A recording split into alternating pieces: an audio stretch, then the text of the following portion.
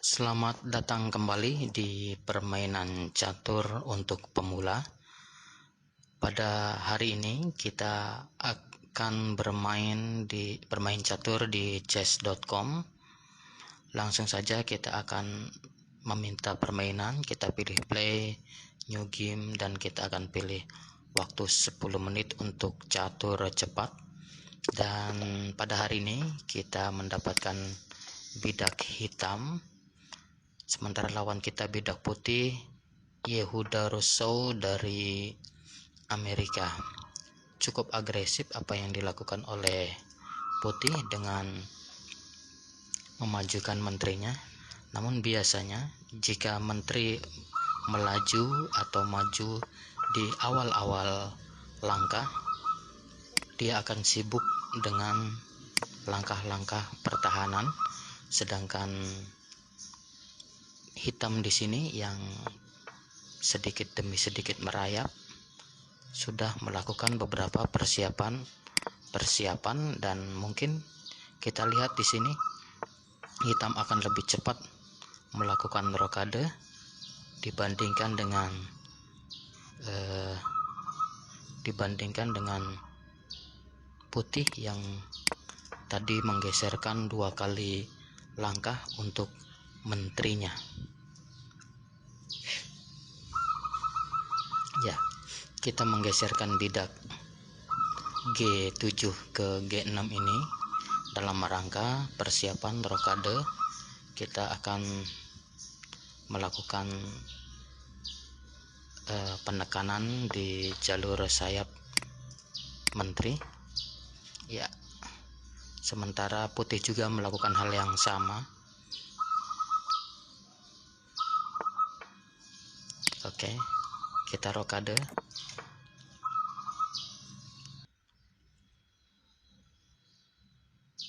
Ya, terlihat penumpukan perwira di putih di sini cukup baik untuk pertahanan, cuman belum melakukan rokade. Oleh karena itu coba kita tekan. Ya, kita lihat pergerakan menteri dulu karena dia menekan lajur kuda ini.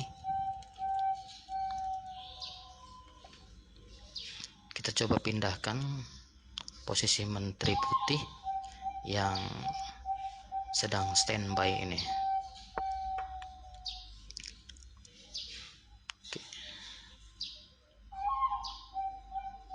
Hanya bergeser sedikit.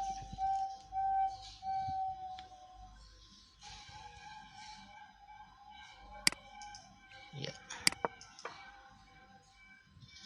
Sementara gajah kita dukung dengan menteri. Kita akan menggerakkan kuda. Ya, dukungannya tidak efektif karena pion dilajukan. Kemungkinan besar putih akan melakukan rokade di sayap menteri, ya, rokade panjang, melihat pion B2 yang sudah dimajukan ke B3.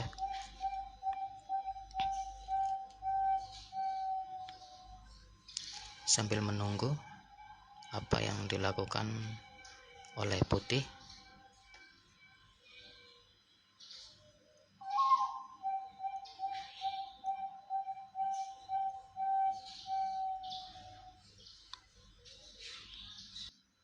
Yehuda Rousseau dari Amerika Serikat.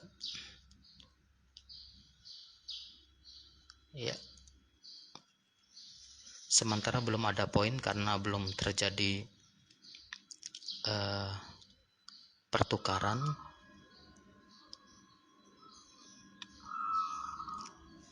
Masih di menit.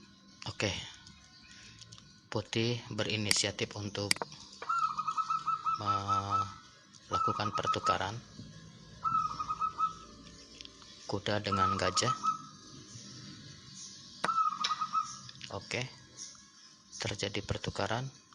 Kita ambil dengan menteri. karena menghindari penumpukan bidak. Dan cukup aman karena gajah putih barter dengan kuda. Kita lihat Raja Putih melakukan rokade panjang ke sayap menterinya. Kalau melihat jenis permainannya, dia akan menyerang di jalur sayap raja, ya, langsung ke arah raja yang kita posisikan di sayap raja hitam. Kita akan mengambil kuda yang terlihat sejajar ini. Mungkin kita akan dapatkan satu kuda, ya.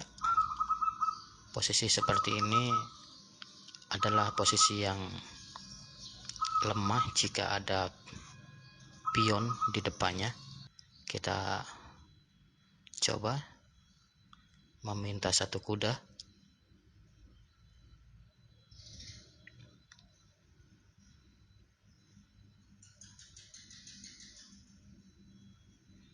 Oke.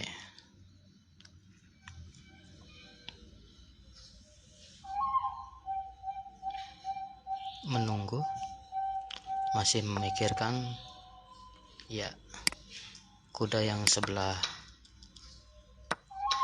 kiri yang dikorbankan. Ya. Selanjutnya kita akan menunggu. Oh ya, kuda ini akan bergerak ke sebelah A, ya, ke sebelah A5.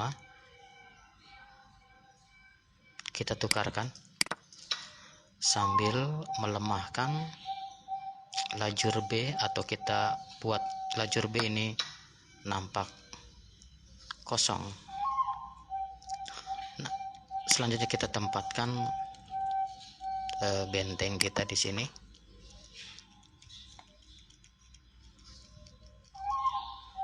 Benteng, lalu kita akan tumpuk dengan menteri untuk mengarah ke lajur B yang sudah kosong. Lajur B yang sudah kelihatan kosong ini akan kita tempati dengan menteri. Mungkin dia akan membuat lajur pelarian diri, ya, lajur pelarian diri yang akan dibuat. Ya, betul, seperti yang sudah diprediksi, dia membuat lajur pelarian diri. Kita lakukan saja karena kita akan mengambil bidak-bidak yang tak terjaga. Oke.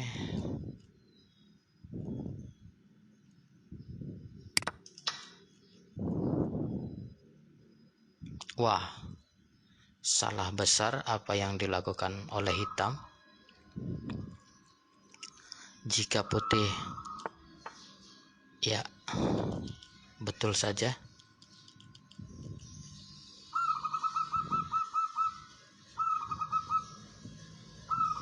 Salah besar, harusnya seperti ini. Skak. Oke. Kita pukul kembali. Hal seperti ini perlu kita lakukan untuk menyelamatkan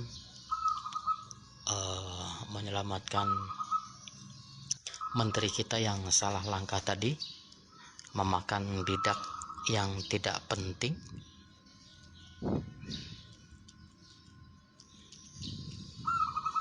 Namun masih bisa diselamatkan, dan sepertinya kedudukan masih sama. Kalau jika dipukul oleh raja, maka menteri akan melakukan cek di B2, selanjutnya melakukan perencanaan yang lain. Walaupun tadi kesempatan besar hilang begitu saja karena menteri kita salah langkah.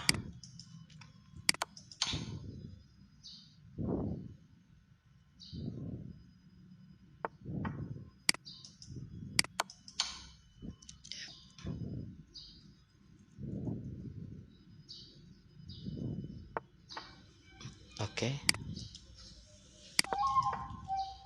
kita akan kejar sang raja ini.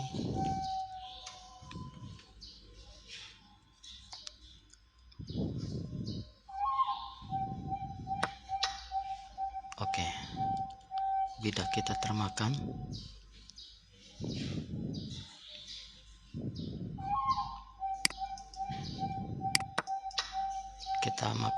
Kita pukul bidaknya.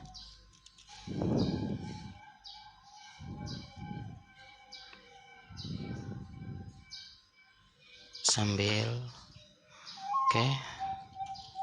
menunggu apa yang bisa dilakukan oleh putih.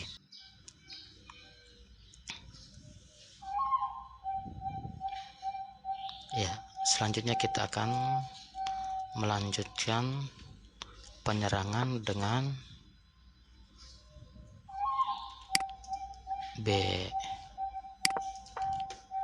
ke B3.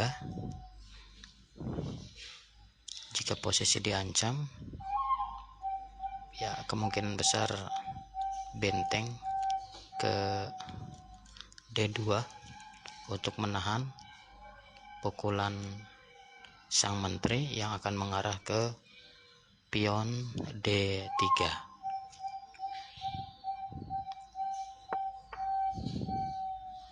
Oke, ternyata lebih memilih untuk melarikan diri terlebih dahulu.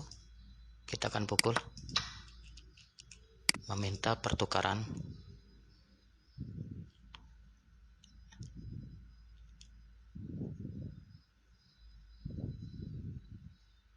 Oke,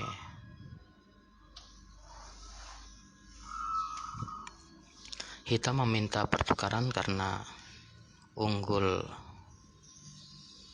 Oke,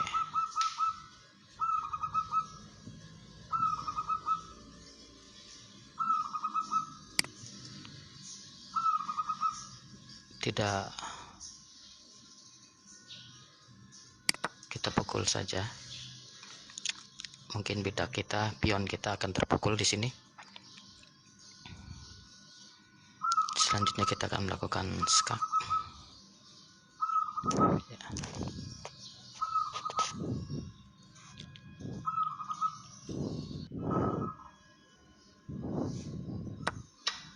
Oke, seperti yang diperkirakan, dia akan mundur.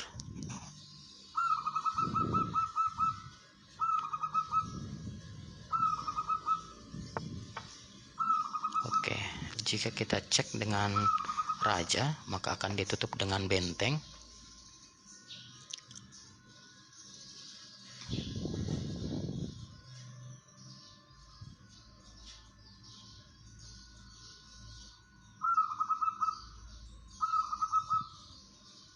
Mungkin terjadi pertukaran. Kita cek dengan benteng.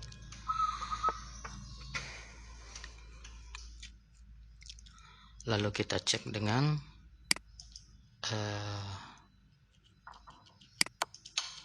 menteri.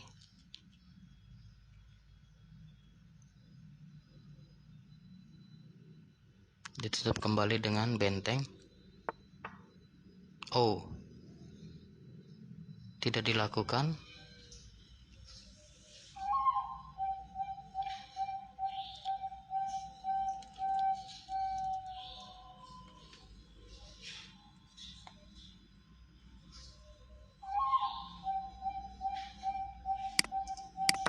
Kita pukul saja. Oke, lalu kita cek dan kita ambil benteng yang nampak tak terjaga ini. Cukup baik perlawanan yang dilakukan oleh Yehuda Russo sampai ke menit 1:29. Ya, kita akan tukarkan menterinya.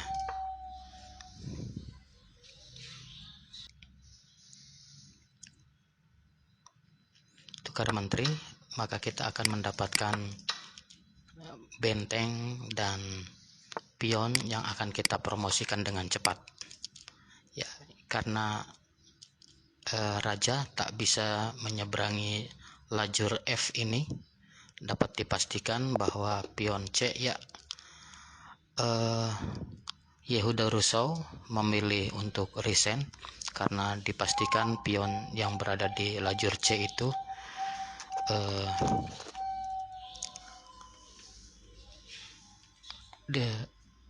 dipastikan bisa untuk promosi karena raja tidak bisa menyeberang lajur F.